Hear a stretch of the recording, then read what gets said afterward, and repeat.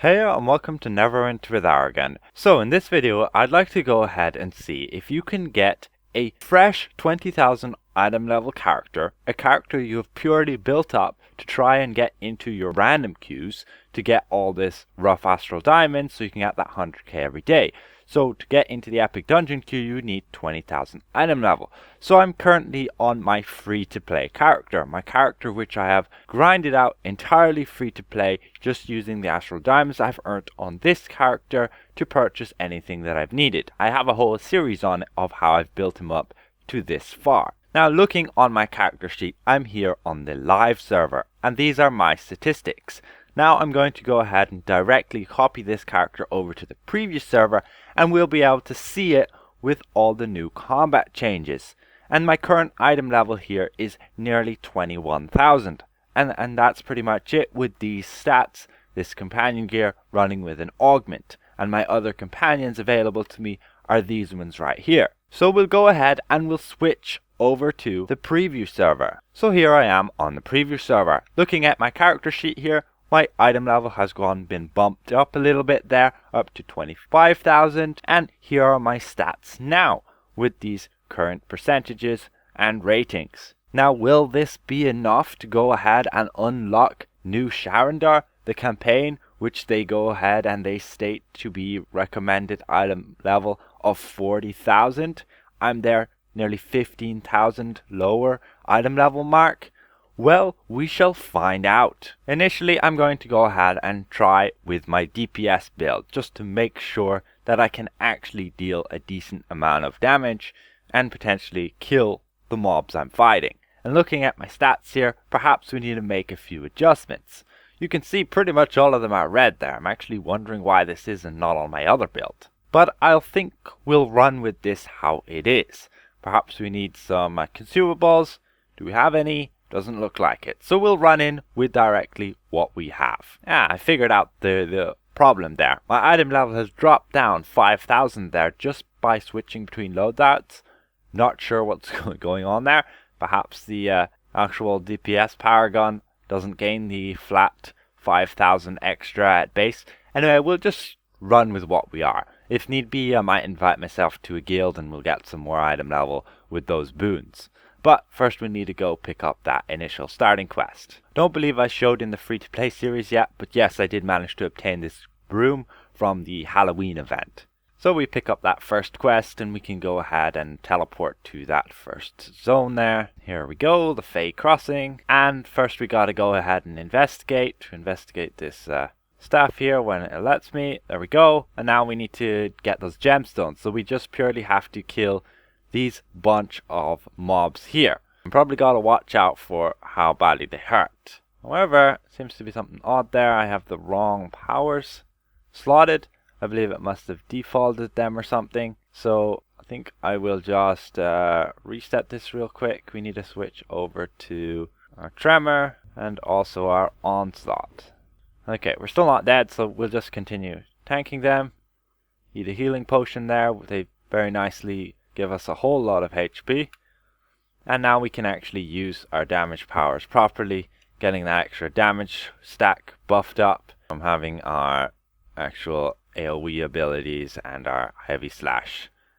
So this is going to be this guy dead in a second. There we go. And we can obtain our first gemstone.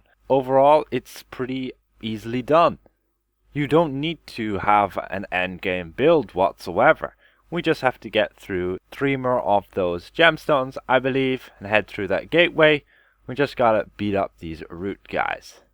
And hopefully not aggro everything else in here if we don't need to, whereas we'll just end up taking more time. And that's them gone. Like, just 3 encounters, boom, boom, boom, and they're dead. And we have attracted some new mobs here. We have a whole bunch up here. Let's just see if we can kite them all together. And we can see what we can do against them. Do I have my daily, which I can do lots of damage with? I have Earthshaker, good. So, make sure to heal up here. Use my heavy slash. Use my Earthshaker. And nah, they're just going to wreck me. Too many of them. So we'll just reset that real quick. And we'll just take them at one group at a time. So we'll just take on this group here. We just have a few of them. We don't need to deal with all of them. and that way they don't completely wreck us. Just gotta take things a bit slower than you normally would have to, and we can get by them nice and easily. We just have these next group here. Not sure why the giant is still big. This time I'll start off with my Earth Shaker, get some good damage in, use my Onslaught, use my Tremor, drink that healing potion, use that Halaster on that big guy. Actually use my Tunnel Vision, pretty weak, but it'll do something. I'm draining my action point. It's not nice. Let's use that Onslaught again. Okay, so we got rid of those two giants, good. We have one left there actually. Use another health pot. Okay, so we just have this guy left. He's healing himself, but I'm pretty sure we can wreck him before he can heal again properly to full. With our heavy slash there. With this next red cap, and that's him gone. Knock them over with that, and we have our daily again. So let's use the Tremor.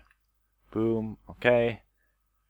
Not exactly the most effective, but it should be okay. And we should get these guys dead in a second.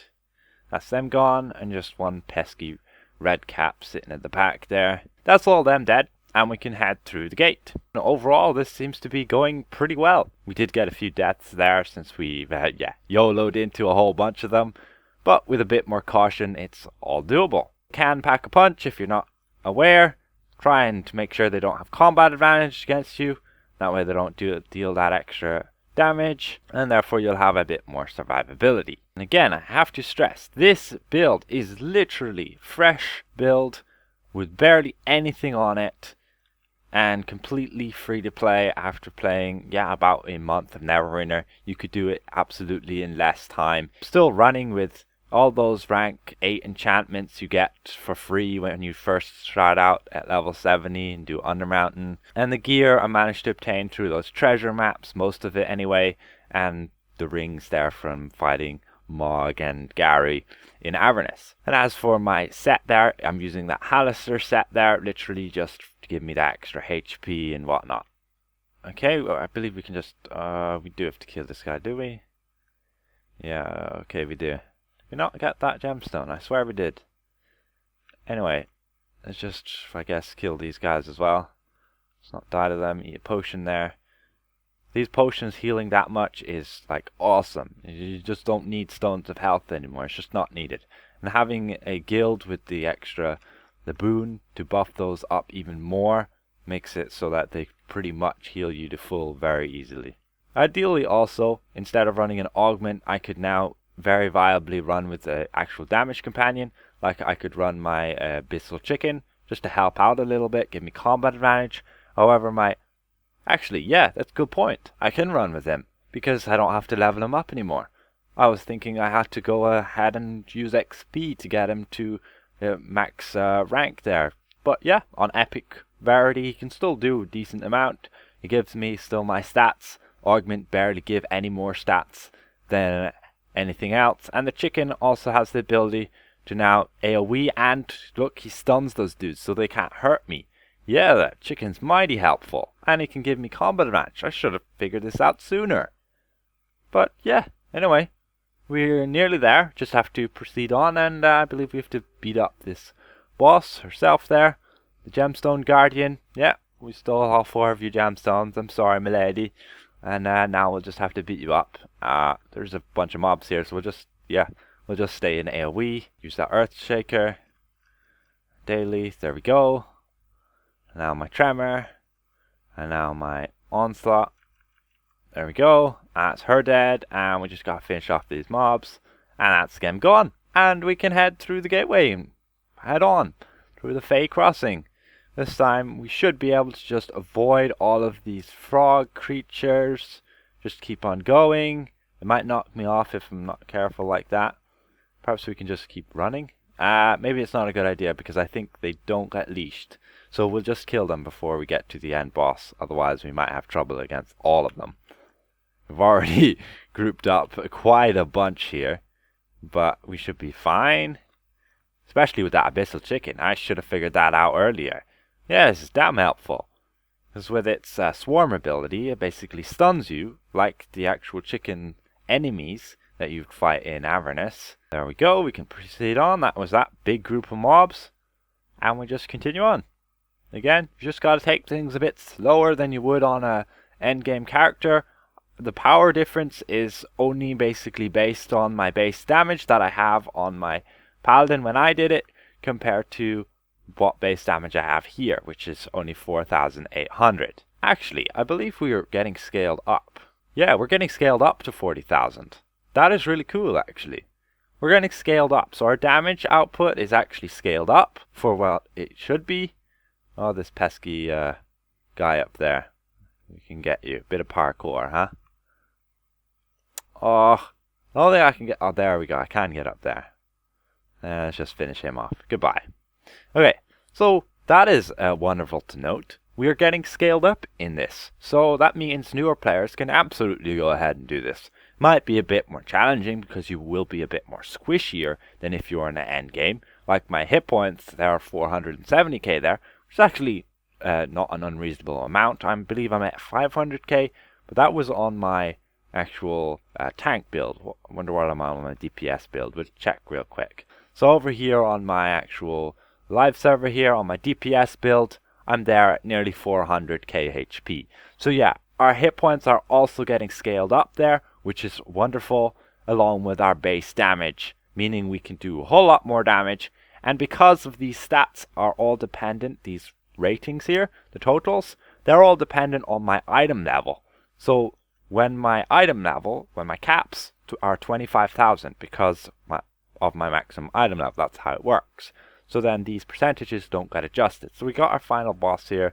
We'll just stick with AoE. I can't really be bothered switching powers. We'll use that Halaster. We can get around him, use my Onslaught. Or I believe that's actually my Mowdown. Let's get rid of him. Oh, he knocked me over there. I should have just moved out of the red. But well, he's not too much trouble whatsoever. Use that tunnel vision and he should be gone there. And that's it. And we can go unlock the new Sharandar zone. This is pretty cool. So here we are in New Sharandar on a fresh 20,000 item level character. Albeit we are getting scaled up. We're getting scaled up so we have more weapon damage and more HP. Definitely helps us in this endeavor. However, let's actually see if that shall remain. Do we continue being scaled up in the other parts of this zone? Currently in this hub area, we are still scaled up to 40,000. So going to this NPC, we're gonna claim his quest. We have to empty some inventory. Now, this is our first zone where we have lots of enemies. Now, are we scaled up? Yes, we are still scaled up to 40,000. That is really cool. And that is very good for new players starting this game. You'll be able to jump into this zone pretty easily. All you want to do is try and get your offense ratings. Try and get them equal to your item level. No matter what item level you're on, try and get them equal to it. And you can go ahead and literally jump into this zone and shouldn't have too much problems whatsoever. Might want to stack some defense stats if you feel you need to. And with that, you'll be able to go ahead and survive fairly easily. With me here, I'm on a fighter. They're not particularly survivable. I don't tend to use my shield a whole lot. And on other DPS characters, they have like dodge and rolls where they can immunity frame damage and not take basically any damage. Now I want to actually test out fighting the enemies within that new area just to be sure that they're actually similar difficulty to the enemies that we would fight initially. So over here we have a bunch of skeletons. So let's try and beat them up. You can see my chicken does his AoE ability there. There's that tremor.